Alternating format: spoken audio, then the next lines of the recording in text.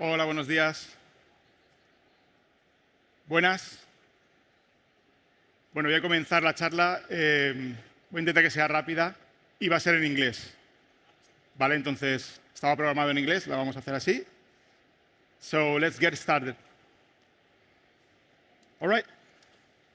First of all, I'm going to introduce myself. My name is Manu Hernández, and I am part of the Outreach Games team in Europe. We work to support Kickstarter creators. These are my email, and there's also another email that we receive, the European Games team will receive if you send an email. I'm going to just give you a few tips and recommendations if you are considering to launch a Kickstarter project. And the first one is going to be, if you think that you are going to send a Kickstarter campaign, send me an email, okay? All right, what is outreach? Well, Kickstarter has 15 different categories. They are like technology, games, of course, but also food, art, books, comics, and more. Every category has an outreach game team. Normally it's made by only one person. But in the games category, there are 6 persons in this team. There is the US team and the European team. 3 people each. In the US, we have Asher, Nicole, and Asia. And in the European team, we are like a joke. We are Michael Lieb, German guy, Elena Reinotti, which is a Greek person, and me, a Spanish one. So we normally give a guidance to all creators at Kickstarter before they launch a project, also during the project. We also go to events like here to share the benefits to create a new Kickstarter campaign.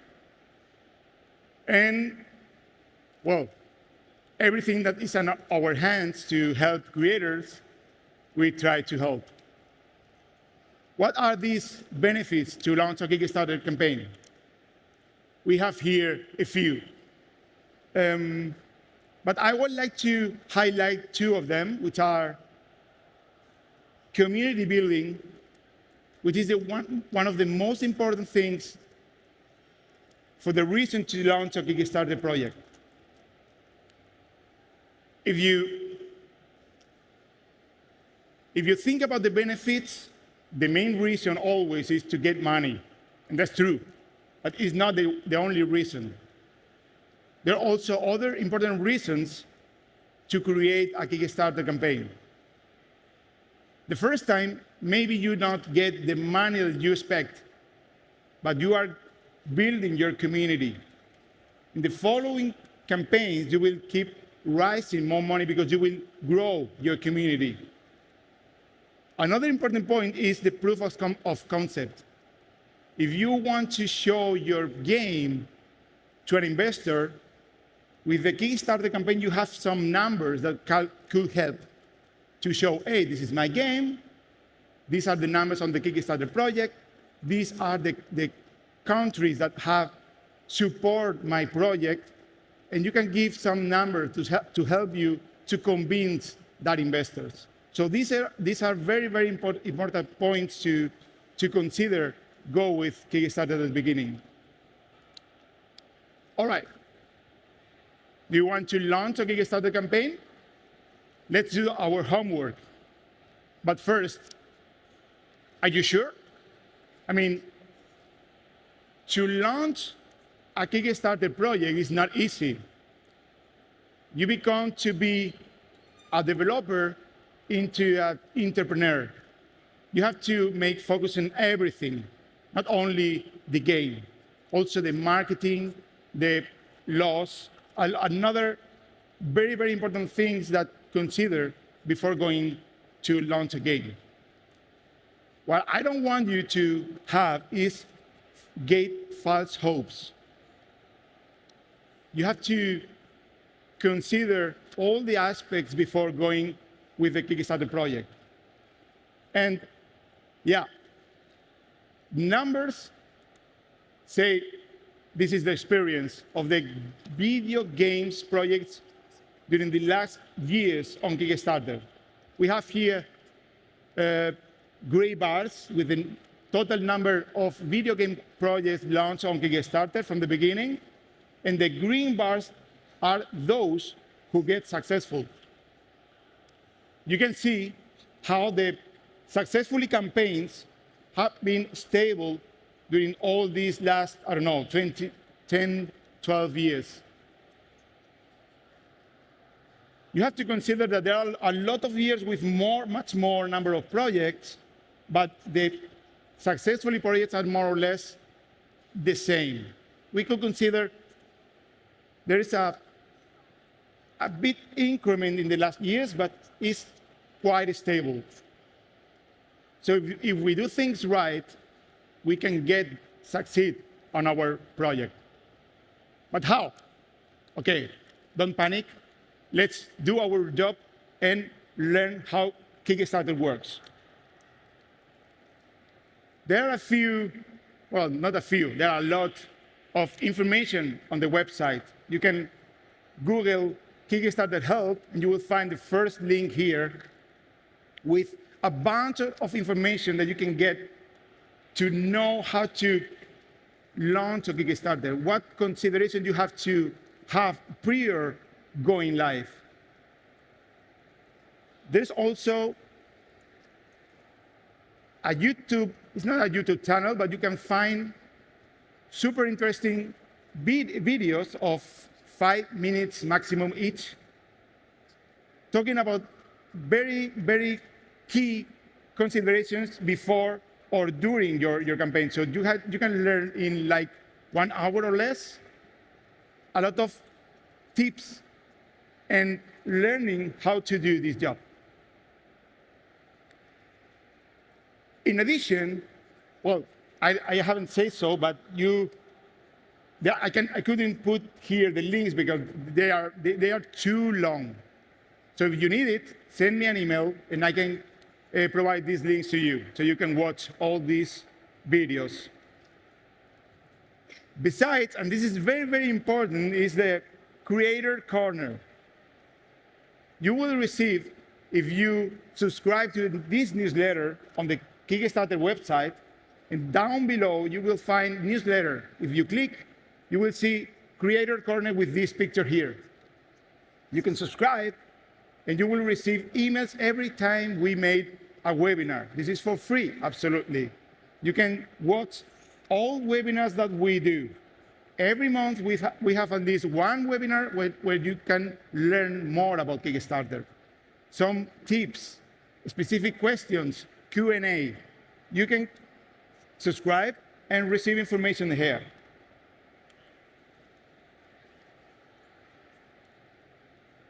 All right, let's go to the important thing. Let's go to how to get success. Well, first of all, the most important is the project page. Kickstarter shows your game through the website. How you build your project is how people are going to learn about your game. How do you communicate the benefits of your game, the cool things of your video game? Think about a narrative and think about to put the most interesting parts in the top of the page. Try to do it in a funny way. There are a lot of creators who explain their game in a very funny way, and they connect with the audience. They connect with the people that could feel like, hey, this game is cool. I could try to back it or to support it, right? Then try to express your game in a funny way. Don't do it like a robot. Sometimes we make focus on doing it in English and make it like, okay, everything has to be perfect. Yeah, but not only perfect, but also funny, right? Try to connect. You make games because you love them. your audience also love video games. Take this idea and explore it to communicate your game in a better way. Project video is essential in a Kickstarter project, but it should be short, 2 minutes, 3 minutes maximum. And the first 10, 20 seconds, they are crucial because our target here is to get people keep watching the video. So the information most important, the coolest images of the game should be at the beginning. And we could try to, if we are comfortable, present ourselves, introduce ourselves or our team at the end of the video. So to say, hey, my name is blah, blah, and we love games, and we like to do this kind of games, whatever, Metroidvania, Civilization, horror, whatever, survivor horror, whatever you are doing.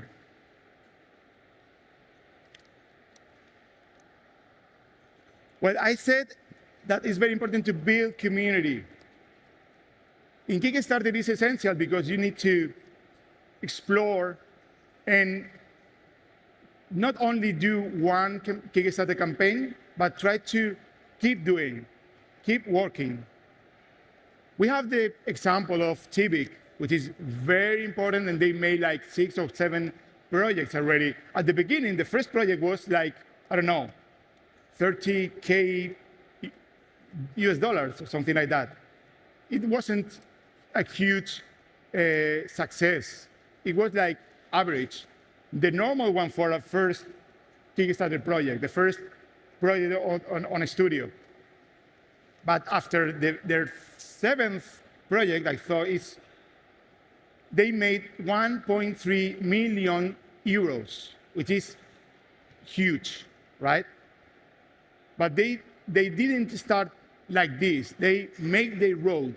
They made their way to get building community every project after everyone. So it's very important to establish communication, to listen to your audience, and try to listen their opinion, but at the end, you decide what are you going to do at the end.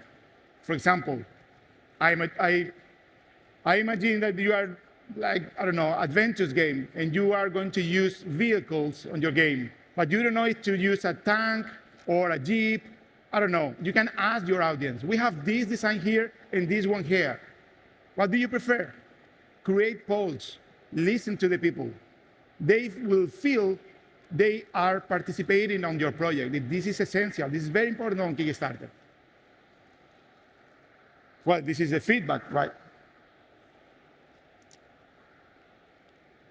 Updates and comments is the typical or the most used ways to communicate with your audience. Backers will communicate to you by comments, and you will send an update every whatever you want. But we recommend every 2-3 days you send an update. There are a lot of creators who think that if they send a lot of updates, people get boring about the game. That could be sometimes, but it's not true. Normally think that people is loving your game, or at least they like it, and they are glad to receive more information about your game. Every time you reach a stretch goal, tell to the people, share with the people, celebrate it with the people, with your people. Everybody is working on the same project. Of course, you are the ones who are working the most, obviously, but they are also participating somehow. And this is the feeling that you have to transmit. Updates, and if you feel that your project is not working very, very well, and you are in the middle of the Death Valley, you can send an update talking about the development or some anecdotes about your game, what decision you have to took during the first times to explain, like, I don't know, to try to connect with your people. Every milestone achieved is thanks to everyone, and everyone wins. This is a very important sentence because we, this way, put on the shoes of the backer. And we have to ask ourselves, why should I pay now and wait this game for 1 year or more? Why? I could spec Steam code, wherever it's on retail, and get the game at the same time that I pay. We have to look for different ways to make this to happen, to make the people put the money beforehand, like 1 year or 2 years, whatever, before they get the game. And this is a challenge. It's really a challenging. So let's try to explore how to do it. Rewards. This is a very important part. There are a lot of creators who make, like, I don't know, 20 rewards, 15 rewards. There are other creators that only have one reward, which is too simple. Let's get something average. 5 to 7, more or less, you can put 4 or 8, 9, whatever, but this is the sweet spot. 5 to 7 different rewards is cool to bring different options to people to select what they prefer. Also, you can use add-ons as well. Set an attractive amount. There are a lot of people who put, like, I don't know, 10 euros for a game. This is too low. We try to appreciate our job and put an average price like 20, 25 euros. This is way better. This is the typical reward that most of people are going to support, but also remember that you can create a reward with around 100 euros, and this is the reward that will bring you more money to your project. And here, Kickstarter exclusives. This is the main reason why people back your project now and get the game like 1 or 2 years later. Users from Steam normally are different than users from Kickstarter. Steam users prefer to get sales, to get a game for 5 euros, even less. Kickstarter users want this game with everything, with all the exclusives you can give. Think about new vehicles, DLCs, weapons, skills, whatever. Think about giving a bit more. Maybe you have thought about it from the beginning, and you can use some of them as this Kickstarter exclusive. You only have to prepare yourself very well before going live with your project. Stretch goals. Everybody know what is stretch goals, right? Do you know what stretch goals are? Okay. Always, the first stretch goal is founded. We have get it. If my funding goal is 20,000 euros and we reach that amount of money, yeah, we got it. Thank you. This is the first update, normally, first update, and first stretch goals reached. Don't reveal all your stretch goals from the beginning. This is not a good practice, because if you reveal all the stretch goals, you don't have a lot of flexibility. You don't know from the beginning how the project is going to be in terms of amount of money. Maybe from the first hours, the money is advancing very fast, but after 1 or 2 days, it gets slow. And the death valley come here, and we are going to advance or increasing the money very, very slow. With the stretch goals not revealed yet, you have prepared some situations to make the campaign going a little bit faster. So don't show it from the beginning. Watch out for the jumps. You can say, okay, if we get 50K, we reveal or we unlock this, whatever, this new character, this vehicle, whatever. And you can expect this amount of money to reveal the next one or the two next stretch goals, to see how fast or slow that specific stretch goal has been achieved. In order to create different stretch goals, use your creativity depending on your game. Try to think twice about how to do it. It's not the same adventure game than a first-person shooter. It's not the same. You have to consider different weapons or DLCs. For example, you can use a DLC and separate it in different stretch goals in order to make like a pack or a set to give this new DLC to all the Kickstarter backers. Remember to use some of these stretch goals like exclusives for the campaign. Otherwise, they're not going to be available when the campaign or when the game is on retail. Yeah. And this is the most important part. The next 2 or 3 slides are the most important for me, and if I can set some idea that have to be reminded here is this one, the pre-launch campaign. It's called in very different ways.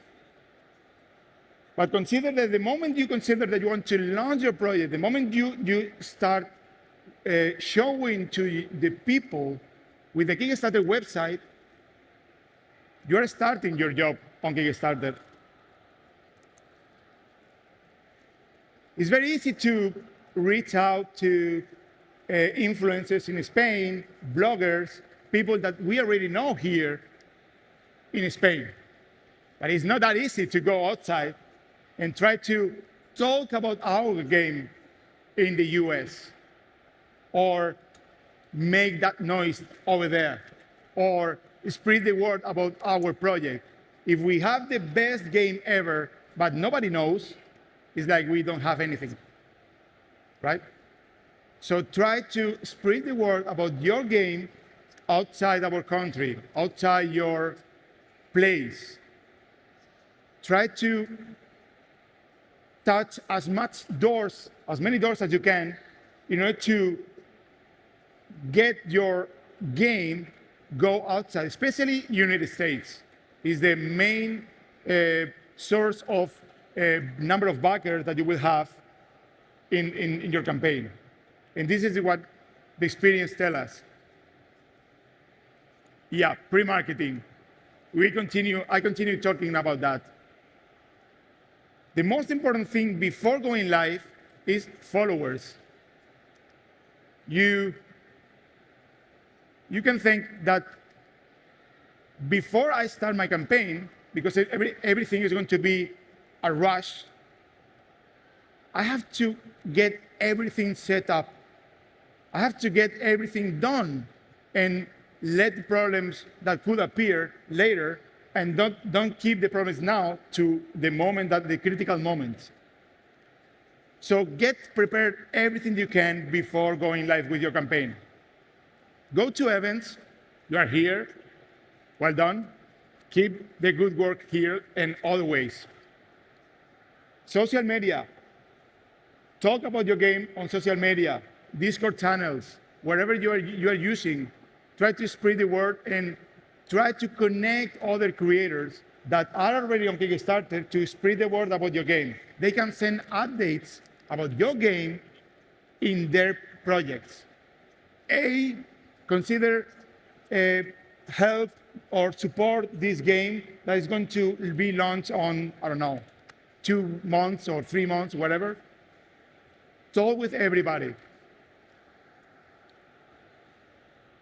Go to the bloggers and say, hey, this is my project. We are going to launch next year. You have here some videos or my pitch or whatever, and try to talk about that. Get people talk about your game. You don't know when or who are going to watch these blogs. The same for the influencers, YouTube channels, tweets.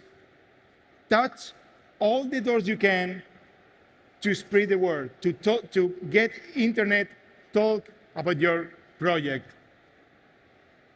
And think about pre-launch goals. Everybody knows how stretch goals work. When you get that amount of money, this stretch goals is unlocked. The stretch goals wasn't created by Kickstarter. It was some creators who thought about this and say, hey, I'm going to do that. And it worked very, very well. Now, there is another tool that somebody imagined that it could work, and it does. It's the pre-launch goals. It's the same concept, but instead of going with the amount of money, it goes with the number of followers before you go live. So let's say that you get 500 followers during the pre-launch campaign. When you have your landing page, you can unlock something from your game. When you get 1,000, 1,500, and 2,000, whatever, you can set the numbers as you wish. The conversion ratio between followers and backers is roughly 20%. So let's make these numbers. This is very roughly, okay? This is not a strict calculation. But we could consider having 5,000 followers from our campaign. They will turn like 1,000 backers from the first 1 or 2 days of our campaign.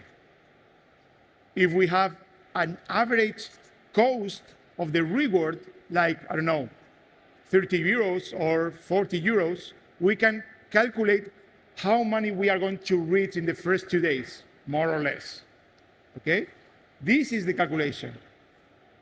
If we don't know how to get, I always recommend to fix a minimum of 1,000 followers before going live, especially for studios with the first time creation, okay? This is another handicap because nobody knows who I am if I am creating a new Kickstarter campaign. There are a lot of studios out there or publishers that created a campaign and they have found problems that they could not deliver the game at the end. And then the money, it was lost. And Kickstarter can do nothing about that. Because we are giving money to make this project real, and this is our risk. So think about it before going live or before prepare all the campaign and work in that way. I'm going to show you a few campaigns that are now or have been on the pre-launch with some following numbers so we can get an idea. This is the project, and we have here the number of followers, 25. This is too low. We need to work more, okay? Also, there are, here down below, we show it's like an introduction of the game. This is not the project live yet. It's in the launching soon section. This is the pre-launch page, or the landing page, if you prefer. And this is what we have to work more. So every people that click on notify me on launch will become a follower of this project. We can take a look to other ones. Detective over there is over here, Michael. 98 followers, need more work. Toy Maker, also here, is a bit better, but have to work more. Well, these numbers are increasing much better, but still, we need to work. Idols, more than 500 followers. This is not ready yet. Of course, depending on what is your target, because one thing is the funding goal And another thing is our desired goal. Maybe they want to get, I don't know, 20,000 euros, but they expect to have like 100,000 euros, which is way more difficult or a bigger challenge. I would say this is ready. And this is going to be launched like this week or it's already live. I'm not sure because I took these pictures, these screenshots last week. And I would say this is ready to go. Depending, of course, of the number of the expectation of the campaign. And yeah, we have here the Starfinder, which was huge. Yeah, go ahead.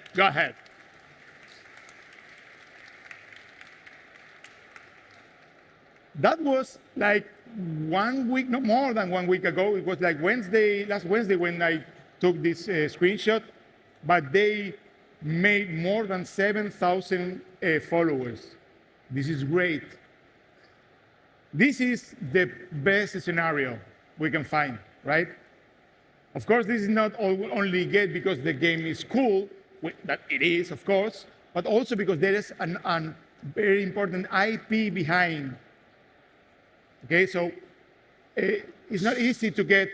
It's not easy to get your game goes that I don't know that importance on the internet. So I'm going to finish a little bit this presentation talking a little bit, very briefly, about some new features that have arrived to the platform.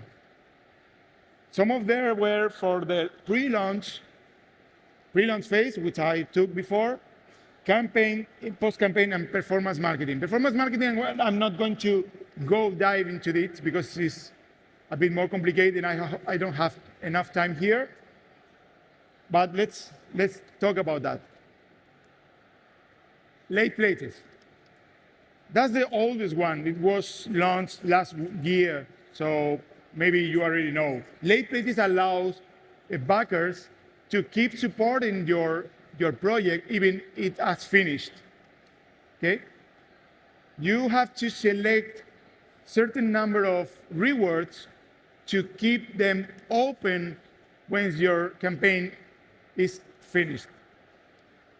So people can still, they haven't heard about your game and they arrive late. Doesn't matter, they can still use late playtest. Pledge over time allows backers to split their payment for a certain reward in a different times, like, I don't know, 200 euros. This is a important reward, right? So I can pay 50 euros each during 4 months, for example. This is a new tool that is good for you because you can get bigger rewards on your projects. Add this to followers. This is pretty new. It was like 2 months ago. It's very new, and this is where pre-launch goals have appeared, like 1 month or a bit more using this new tool that people have used it from their own. Before, you only can send updates to backers when the campaign is ongoing. But now you can send updates even your campaign hasn't started yet. So you can send updates to your followers. If you have only 200 followers, 200 people will receive your email. If you have 3,000 people that are going to receive your email on these updates. And you can still creating hype before going live. So this is very, very cool. And you can use pre-launch goals using this tool. Secret rewards and feature rewards. Well, feature rewards is very easy. You can select one of your rewards as the special one for any reason, and it's featured in the top of the rewards as the selected one. But the secret rewards is very cool because it allows you to send special rewards to your community. I don't know, to here, you can get like a special link, and you can share this link with a QR code or whatever. And all the people with this link, when they open your project campaign, they will find secret rewards. These are special rewards for any reason that you can select. And they can select that the reward, but other people that entered in your campaign cannot see that special secret rewards. So this is very cool to create community, to say, hey, to all my social media or my Discord channels, you have here a special link with special secret rewards. This is very, very cool. And the last but not least, Pledge Manager. Do we know what Pledge Manager is? No? Okay. Kickstarter has been, during all these years, more than 15 years, a crowdfunding platform. When your campaign, or when any campaign is finished, the creator have to make the fulfillment of the game, or whatever it is, the project.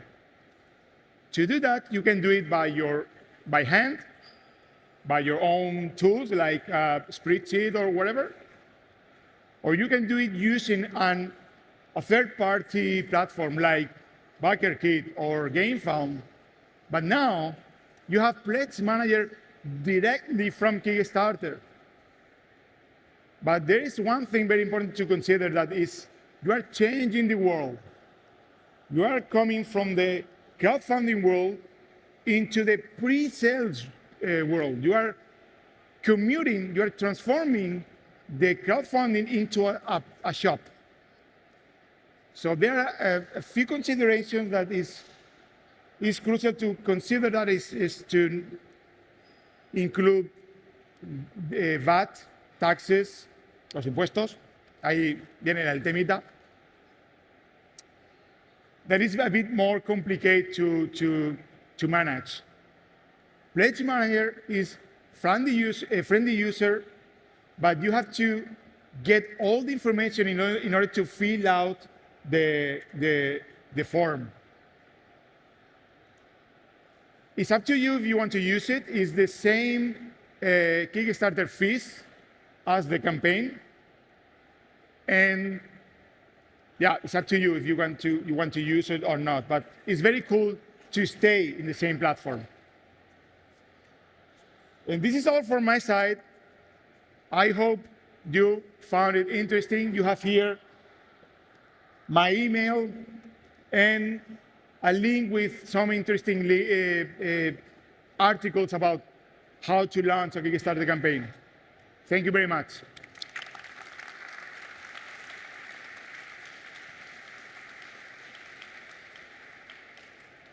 And now it's time to some creators explain their experience on the platform. I don't know if Albert, David, and... ¿Te tienes que poner el micrófono? Sí. Vale. ¿Qué tal? Hola. Soy de Melbourne. Melbourne. De Ghost TV.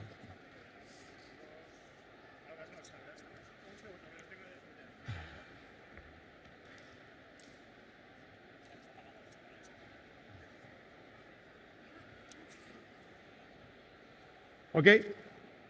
It's time now to let the protagonists to share their experience working with Kickstarter and launching their games there. Who wants to start?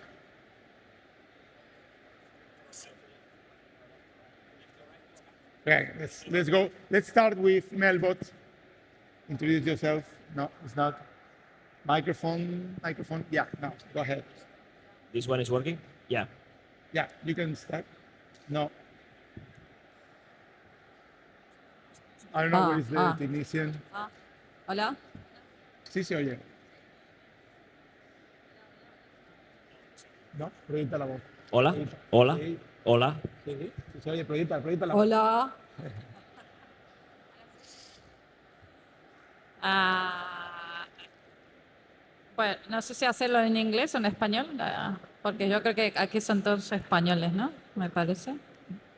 Como quieras. ¿En español? Hablo español, ¿eh? Va, depende del día, pero hablo español. Ok.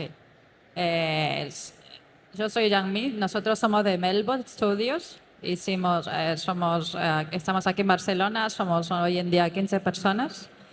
Y sí, nuestra campaña fue el mes de julio, creo que empezó el 7 de julio y acabó el 7 de agosto, o sea, es bastante reciente. Y el proyecto que sacamos es Ghost TV, ¿vale? Y tenemos un booth aquí muy cerca, a 20 metros, y podéis pasar a probar la demo. Bueno, ¿qué digo? Lo que hemos conseguido, Cómo os fue en Kickstarter? ¿Cómo hicisteis qué objetivo conseguisteis? Bueno, nosotros, empiezo de cero. Nosotros hicimos Kickstarter no por gusto, no por placer. Fue porque no teníamos, necesitábamos validar el juego con audiencia real, ¿no? Como un estudio indie, como sabréis, nos pasamos bastante tiempo buscando publisher, básicamente para financiar el desarrollo y sacar el producto al mercado. Y llegamos a un momento que dijimos, bueno, vamos a ver si esto realmente juego gusta o no gusta, ¿no? Y fue una forma de buscar la validación, empezar con marketing. Nosotros no teníamos ni siquiera página de Steam porque nuestra IP no estaba publicada. Y Kickstarter fue esa opción.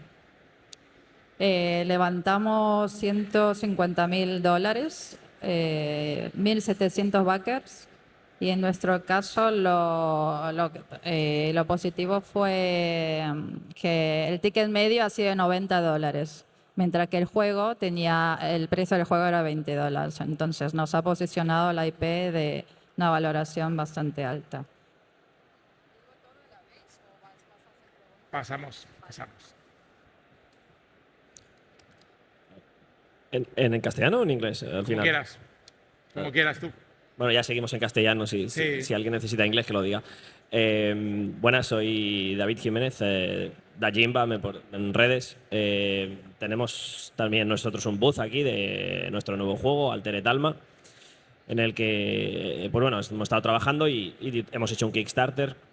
Nosotros somos reincidentes, hemos hecho 4 Kickstarters ya. Los hacemos para todas las producciones, para todos los juegos que hacemos un Kickstarter. Y lo contamos como un hito de producción. No es solo por el dinero, que el dinero está bien, es financiación extra que va bien tenerla para el desarrollo de juegos y es importante, ¿no?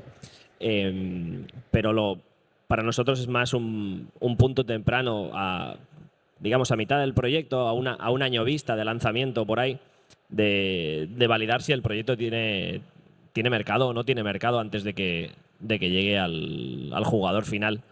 También nos sirve para apostar por las cosas que vemos que la comunidad les gusta más en ese momento y digamos, pulir o limar asperezas de lo que no haya encajado durante la campaña de Kickstarter. Entonces, ponemos mucha atención en el feedback que nos da la gente en ese momento y cosas así. Y sobre todo para la parte, pues eso, de como está explicando Manu, de marketing y de comunidad. Es un punto muy importante que hace que, pues eso, que las wishlists suban, que el Discord se llene de gente, que tengas una newsletter más potente. Quizás sería bueno también luego hablar un poquito también de las partes difíciles, ¿no?, de Kickstarter, porque no todo es arcoíris y mariposas. Es algo muy difícil y lleva mucho esfuerzo, lleva mucho tiempo y lleva tiempo que te quita también de trabajar en el propio proyecto. Cuando me pregunta la gente cómo es un Kickstarter, digo, es como lanzar el juego, solo que otra vez, al principio, y luego lo vuelves a lanzar cuando ya lo tienes acabado. Entonces, un poquito es eso, es como hacer una especie de campaña de lanzamiento previa y requiere un esfuerzo muy similar. Entonces, tenedlo en cuenta también si lo vais a hacer. Tiene la parte positiva, pero tiene la parte negativa de que hay que hacer ese esfuerzo o bueno, o si no, no saldrá bien. Quizá paso al siguiente. Albert, no se oye. Hola, hola. Sí? Ara sí, vale.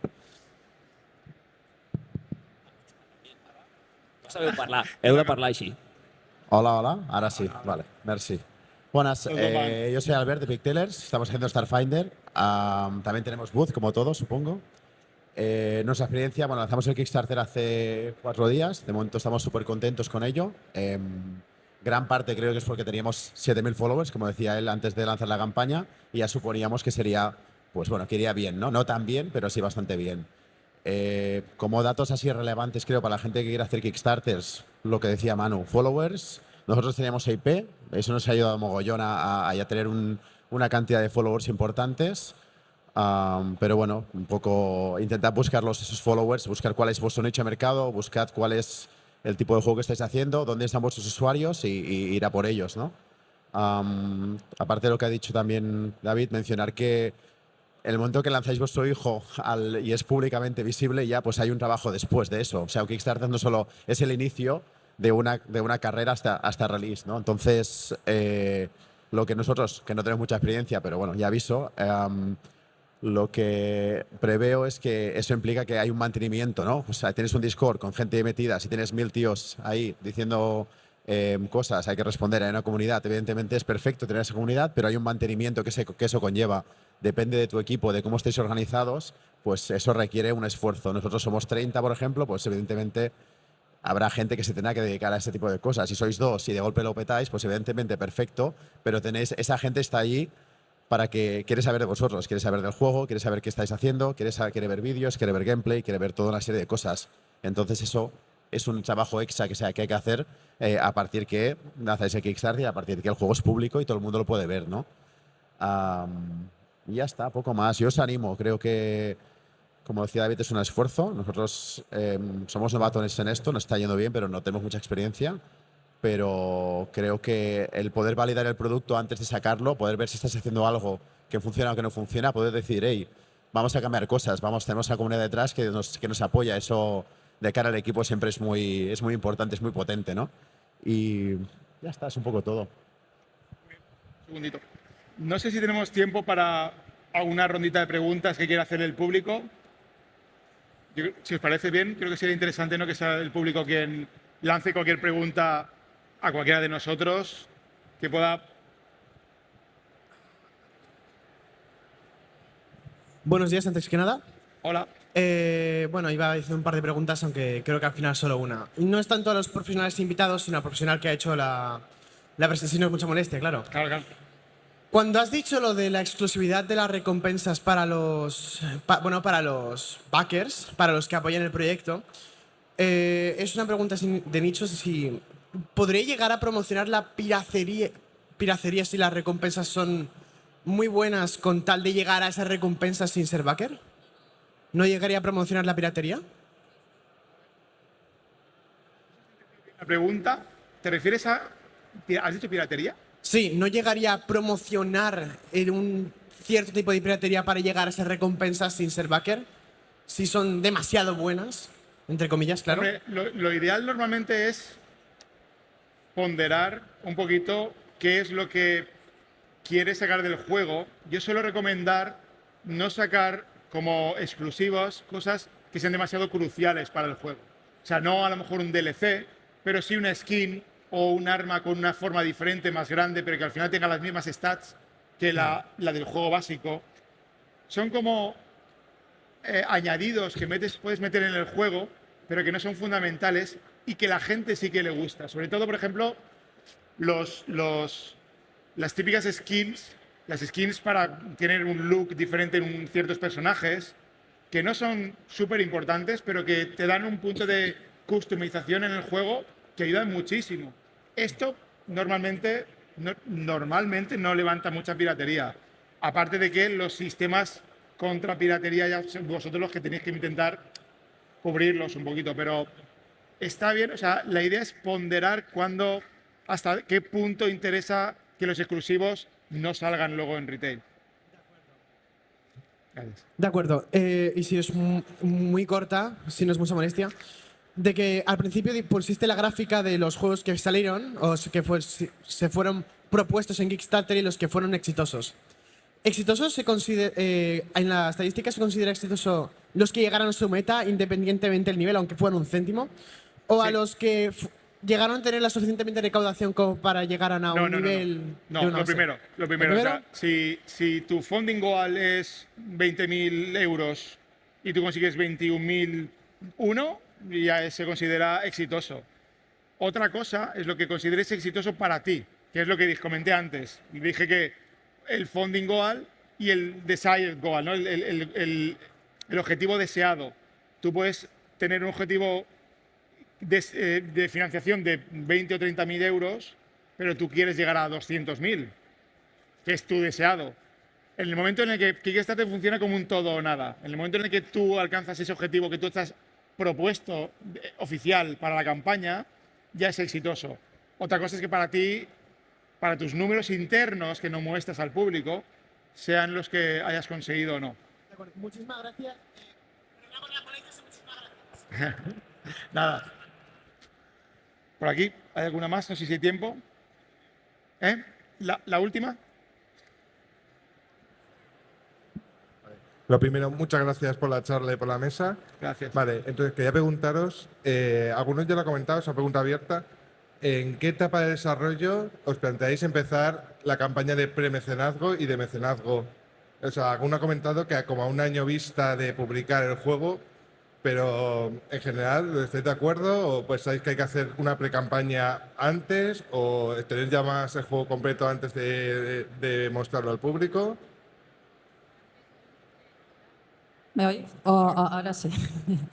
En nuestro caso, como os dije, no estaba planificado con la producción del desarrollo del juego, ¿no? Sino nosotros ya llevábamos varios años desarrollando el juego, y esto era como una forma de obligarnos a levantar la comunidad, ¿no? Community building, básicamente. Nosotros vamos a salir al Early Access en abril del año que viene, entonces con 6, 7 meses, medio año de antelación creemos que es buena fecha.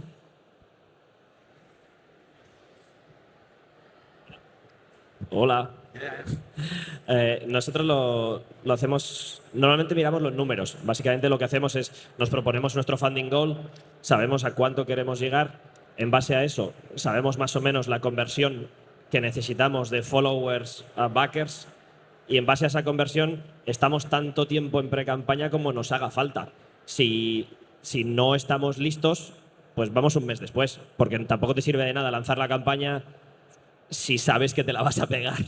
Entonces, quizá dándote un mes más de margen, dices, bueno, me faltan 300 followers que me convertirán al 20 o al 25% y con esa conversión ya sé que sí que llego, ¿no?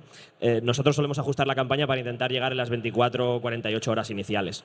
Y en base a eso, cuando ya tenemos esos números, sabemos si podemos realmente ir a la fecha que queremos hacer. ¿Vale? Lo que ha dicho él, básicamente. Vale. Muchas gracias.